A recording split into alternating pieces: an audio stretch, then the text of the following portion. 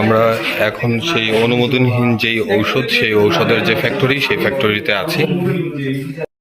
আমরা গোপন সংবাদের ভিত্তিতে জাতীয় এনএসআই ওনাদের দেওয়া গোপন তথ্যের ভিত্তিতে আমরা প্রথমে একটি ঠাকুরপাড়া রামমালা রোডে অবস্থিত একটি গোডাউনে অভিযান চালাই।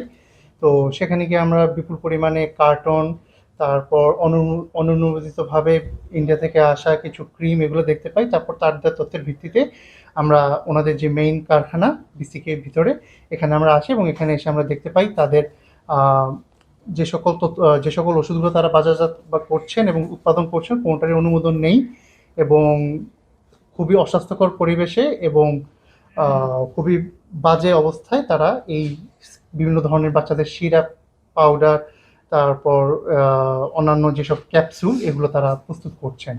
তো এই তথ্যের ভিত্তিতে এখন আমরা এগুলো দেখছি, সব জব্দ তালিকা করে আমরা নিয়মিত যে আইনানুগ যেসব ব্যবস্থা আমরা সেগুলো নেব।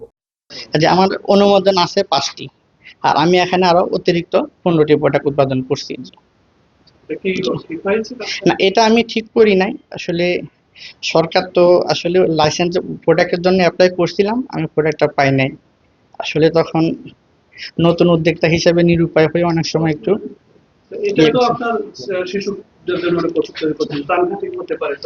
অনেক সময় হার্বাল ওষুধ, তো এটার ভিতরে কোনো আসলে কেমিক্যাল জাতীয় কিছু দেওয়া হয় না, তো আসলে ক্ষতিকারক কিছু নাই। আমি ডিএমএস করা ইউনানির উপরে এবং সিএসডব্লিউ বাংলাদেশ কমিউনিটি প্যারামেডিক্যাল, ওইটা থেকে সরকারিভাবে আমি ওই কোর্সটাও করা।